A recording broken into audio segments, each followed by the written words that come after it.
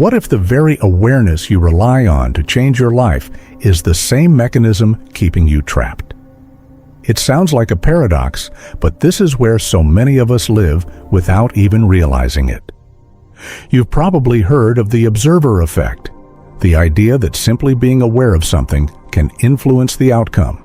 In physics, it's the strange reality that watching a particle changes how it behaves. In our everyday lives, it's the fact that what you pay attention to starts shaping who you are and what you experience. Here's the catch. When your awareness keeps circling the same thoughts, the same stories, the same doubts, it doesn't free you. It actually shrinks you. That's not because you're broken or incapable. It's because awareness, when locked into loops, creates a cage instead of a doorway. In this video, we're going to explore how the observer effect actually works in your psyche, why thought loops keep you small, and most importantly, how you can break free from them. To understand why thought loops feel so inescapable, we first need to look at how the brain is designed. At its core, the brain is a pattern-detecting machine. It learns by recognizing familiar signals and making predictions. This is what allows you to drive a car, type a message, or cook dinner without thinking about every tiny detail. It's an incredible gift of efficiency. But here's the shadow side.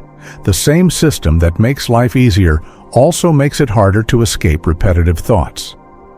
The brain latches onto patterns, and when those patterns are fueled by worry, regret, or fear, they can spiral into loops. Psychologists call this rumination, the tendency to replay the same problem over and over, hoping the next mental rehearsal will finally bring clarity.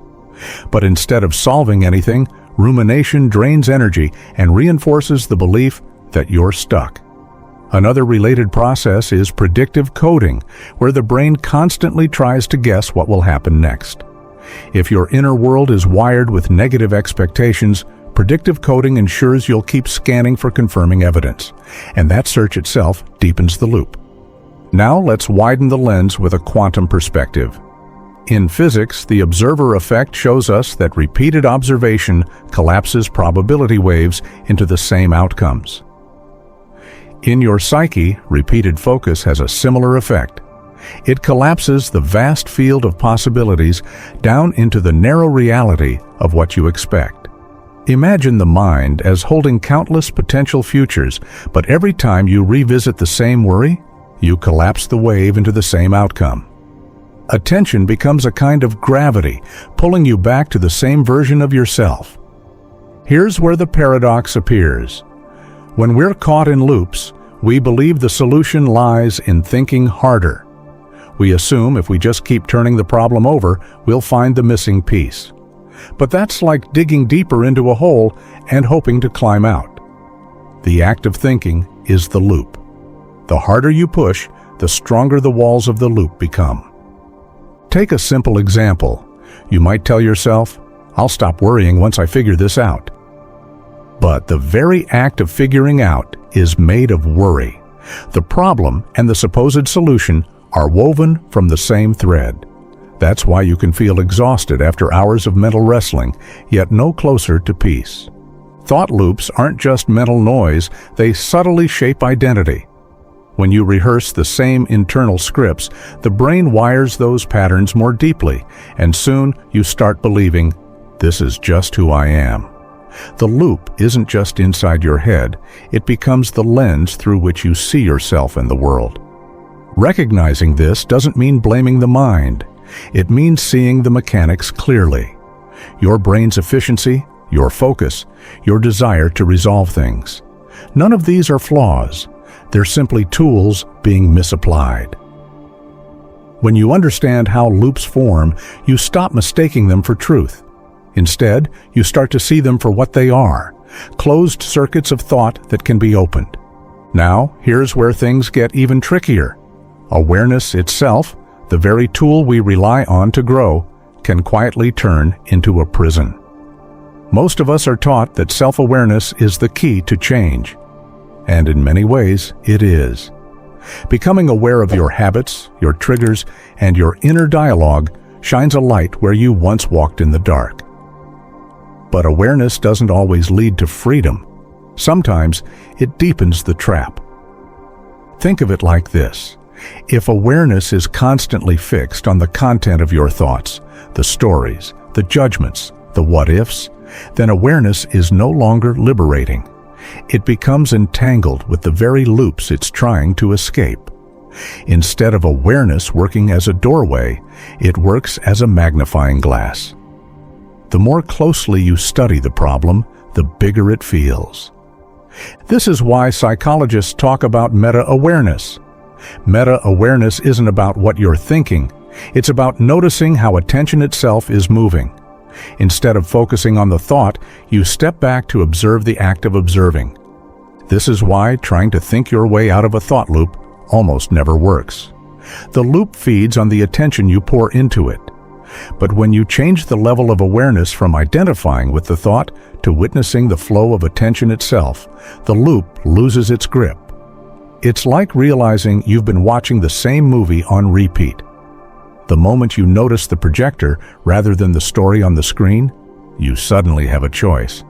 The paradox of awareness, then, is simple but profound. The same light that can trap you in endless self-monitoring can also free you when it shifts focus. The key is not to shut awareness off, but to elevate it, from staring at the details to seeing the larger motion of mind. When you make that shift, something surprising happens. The effort to escape lessens. Loops dissolve, not because you've solved them, but because you've stopped feeding them. When thought loops go unchecked, they don't just drain your energy, they begin to shape your very sense of self. Over time, the brain starts weaving these repeated patterns into identity. You stop thinking, "I'm worried right now," and start believing, "I'm just a worrier." You stop thinking, "I feel stuck in this area," and begin to identify as the person who never gets ahead. This is what I call the psychology of smallness, the way loops compress possibility and make you mistake repetition for reality.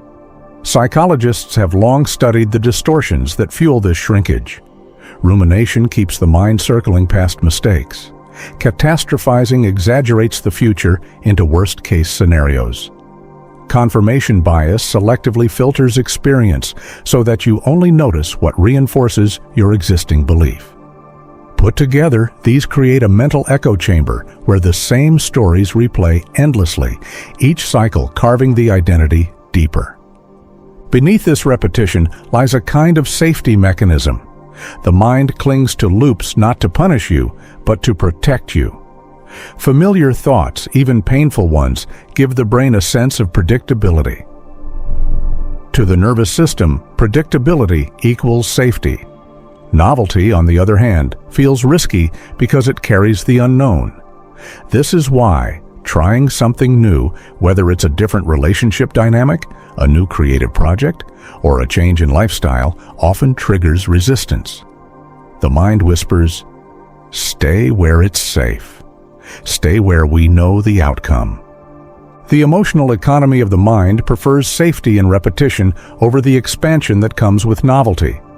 In other words, your brain is biased toward the familiar, even if the familiar is painful. Now, when you see this clearly, a gentle shift begins. Instead of blaming yourself or always struggling with X, you begin to recognize that this struggle is simply a well-worn track your mind keeps running along. And like any track, it can be stepped off. Breaking the loop begins with acknowledging this. Your mind is not trying to sabotage you. It's trying to shield you. But you are larger than its shield, and life is inviting you beyond the confines of the familiar. In physics, the observer effect tells us something remarkable. The very act of observation changes what's being observed. When scientists watch subatomic particles, those particles behave differently. The simple presence of attention collapses endless possibilities into one outcome. Now let's apply this to the psyche. Every time you focus on a thought, you're not just noticing it, you're shaping it. Attention doesn't sit passively. It alters identity, experience, and even the possibilities you allow yourself to access. In other words, where your awareness goes, your reality follows. Think of attention as a sculptor's chisel. Each time you return to the same thought, I always fail at this, no one understands me, I can't change, you carve that groove a little deeper. Soon the sculpture looks less like a field of possibilities and more like a rigid figure. This is who I am. That's the psychic version of collapsing probability waves. This is why spiritual teachers often speak about reality feedback loops. They're simple but powerful. Attention creates recognition, recognition reinforces the loop, and the loop strengthens identity. For example, you focus on the idea that you're unlucky.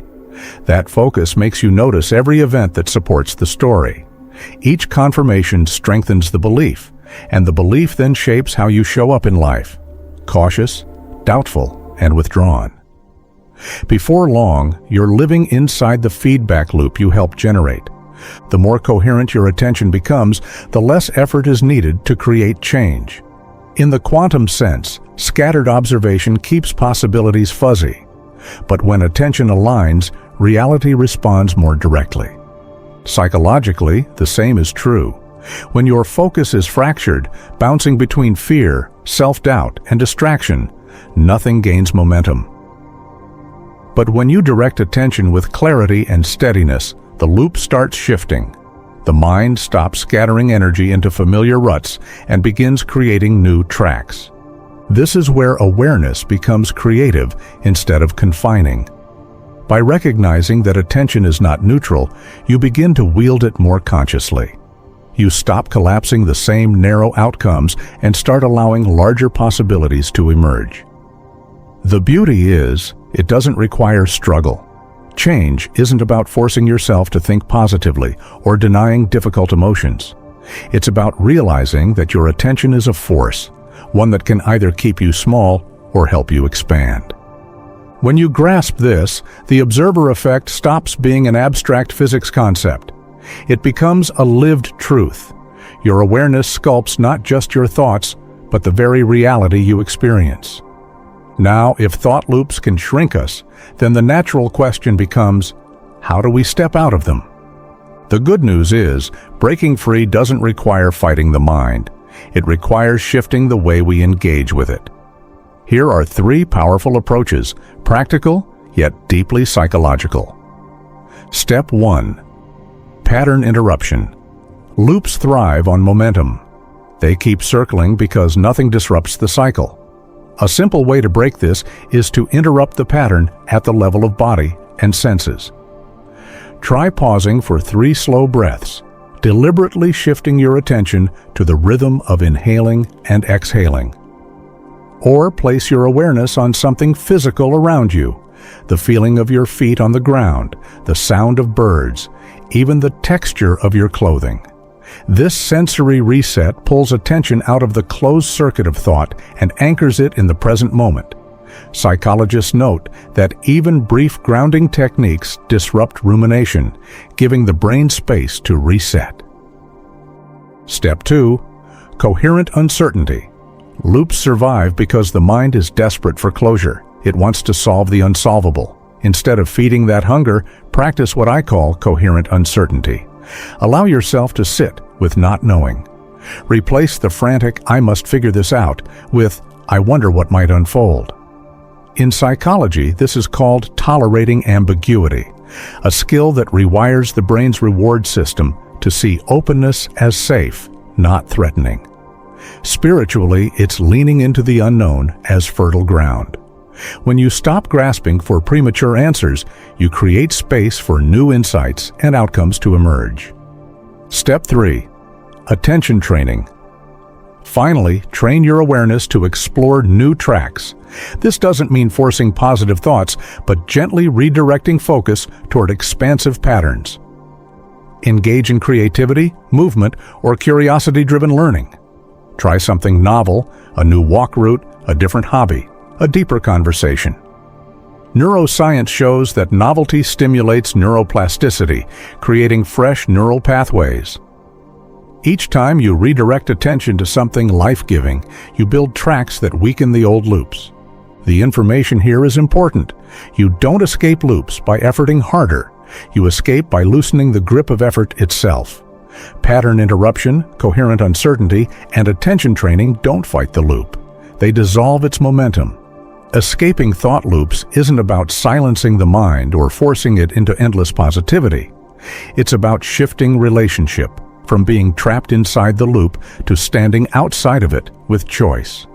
And each small practice weakens the cage until what once felt like confinement becomes a doorway into freedom. So what happens once you begin stepping out of thought loops? At first, it may feel subtle, almost like waking from a dream. The conversations that used to trigger you lose some of their sting. The problems that once consumed your attention don't hook you in the same way. And then, small but unmistakable signs begin to appear.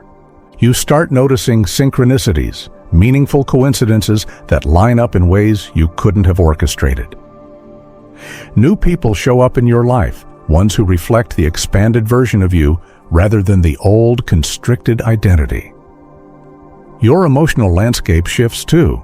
Instead of circling the same familiar frustrations, you feel currents of freshness, curiosity, inspiration, even joy where there used to be heaviness. Quantum language offers a beautiful metaphor here. Instead of awareness functioning like a searchlight, in other words, narrow, sharp, locked on one problem, it begins to act like sunlight. Sunlight doesn't fixate. It illuminates everything at once, nourishing growth without strain. When your observer function shifts in this way, life stops feeling like a maze of repetitive walls and starts feeling like an open field. The deeper transformation is in identity. You no longer define yourself as the thinker, the one endlessly analyzing and solving. Instead, you realize you are the field in which thoughts arise. The loop is just one ripple in a much larger ocean. And from that perspective, even when loops appear, they don't trap you. They move through like weather, noticed but not mistaken for the sky itself. Some people describe this shift as a kind of déjà vu turning into déjà rêvé. Not, I've been here before, but I've dreamed this before. Life feels less like repetition and more like unfolding vision. Instead of being haunted by the past, you feel guided by possibility. In this space, freedom looks different. It isn't about controlling every outcome. It's about expanding into a relationship with life that feels alive, surprising, and whole. The smallness of the loop gives way to the largeness of being itself. If there's one truth to carry with you, it's this: thought loops are not enemies. They are mirrors. Each loop reflects where your attention has settled, what stories your mind has rehearsed, and how your identity has been shaped. They don't arise to punish you. They arise to show you what you've been practicing. This is what we have seen all along. The loop collapses the very moment you stop trying to collapse it. Effort keeps the spiral alive. Release opens the door. In physics, this is the observer effect. What you observe changes. In the psyche, it means that when you soften the grip of attention, possibility reopens. This isn't just personal. Breaking loops carries a collective weight. Every time you refuse to live inside the narrow cage of I can't, I'm not, I'll never, you expand what's possible, not just for yourself, but for others. Patterns ripple outward. Your shift becomes a signal. Your freedom loosens the grid around everyone you touch. And in a very real way, your willingness to live beyond loops helps the whole field of consciousness breathe a little wider. So what does this look like in daily life? It's the quiet moment when you choose to interrupt a spiral with a single, deep breath. It's the courage to let uncertainty feel fertile instead of frightening. It's the decision to notice thought patterns without rushing to fix them. And slowly, these small acts weave a new relationship with awareness, one that feels less like survival and more like creation. The truth is, you are not small.